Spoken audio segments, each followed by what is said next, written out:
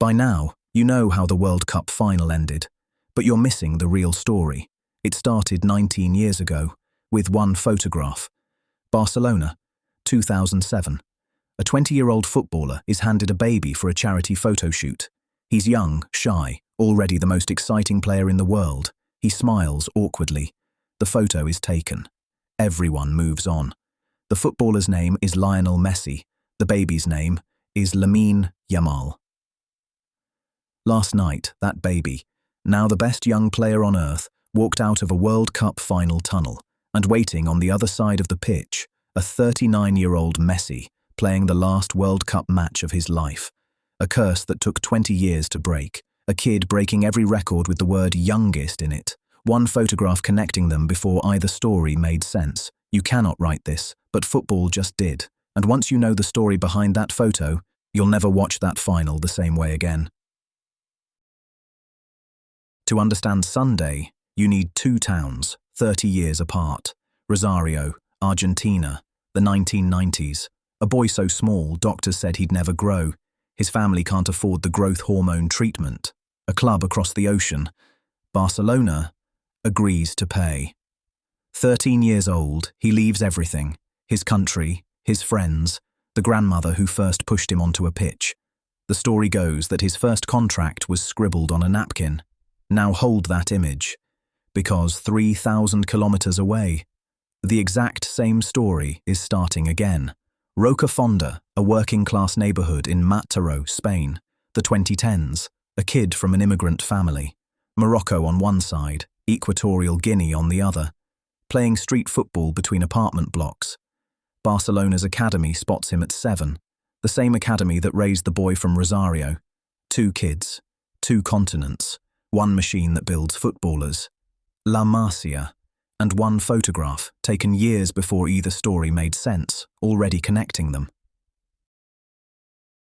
By 25, the kid from Rosario had won everything a footballer can win, except the thing that mattered most, because in Argentina there's only one measurement. What did you do in the blue and white? 2014, World Cup final at the Maracanã against Germany. Argentina lose in extra time. Messi has to walk past the trophy. He can't look at it. Copa America finals in 2015 and 2016. Lost. Both on penalties. After the second one, Messi, the greatest player of his generation, quits the national team. He's 29. It's not for me, he says. An entire country talks him back, and then football wrote him the ending. Nobody believed anymore. 2021. Argentina win the Copa America. At the Maracanã, the stadium of his nightmare. 2022, Qatar. At 35, Messi drags Argentina through the greatest World Cup final ever played and lifts the only trophy missing. The story was complete. The movie was over. He had nothing left to prove to anyone. So why was he still there, at 39, chasing it one more time? Because legends don't get to choose when the story ends. The story decides.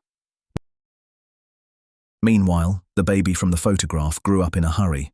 Barcelona debut at 15, the youngest in over a century. Spain debut at 16. At 17, he didn't just play a European championship, he ran it and won it. Every record with the word youngest in it started falling to the same name, and every time he scored, the same celebration, fingers forming 3, 0, 4. The postcode of Rocafonda, the blocks he came from. The comparisons started immediately because they were unavoidable. Left-footed, Barcelona, La Masia, small, low centre of gravity, sees passes nobody else sees. The football world has spent 20 years searching for the next Messi like it's a prophecy, and here's the part that makes it law. The one candidate who might actually be it is the baby from Messi's arms. He turned 19 6 days before this final.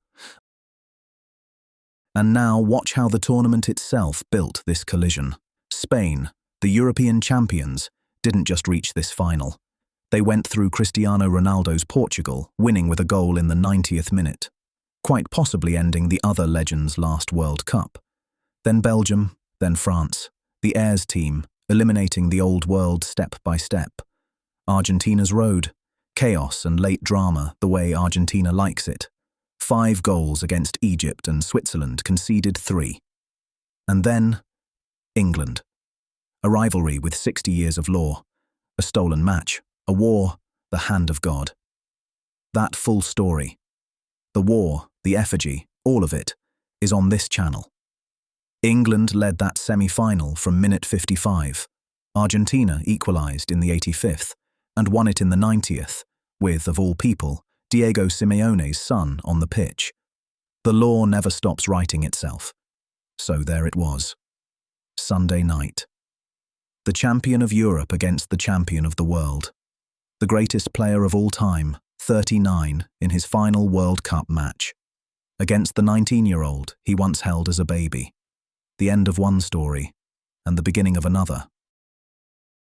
So, Sunday night. And for an hour, the biggest final in 20 years gave us nothing except a 19-year-old. Minute 29, turning Nicolas Tagliafico inside out on the touchline, just to remind everyone whose stage this was becoming. Then Argentina started to break, not all at once, piece by piece. Minute 42, Lisandro Martinez goes down. Their best defender, gone, carried off before halftime. Argentina came out for the second half sloppy, stretched, chasing the game, and still, nothing. 0-0. 90 minutes plus 3. The last seconds of normal time, and Enzo Fernandez, the engine of that Argentina midfield, gets a red card. Read that back. 90 plus 3. Argentina were going to extra time in a World Cup final with 10 men against Spain. What followed was the most Argentine 30 minutes imaginable. Minute 92. Emiliano Martinez flying across his goal to keep out Iñaki Williams. Minute 96. Williams puts it in the net, and the flag goes up. Disallowed. 10 men, still standing, the champions refusing to die, until minute 106, Ferran Torres, 1-0, Spain. And that was the last World Cup match of Lionel Messi's life.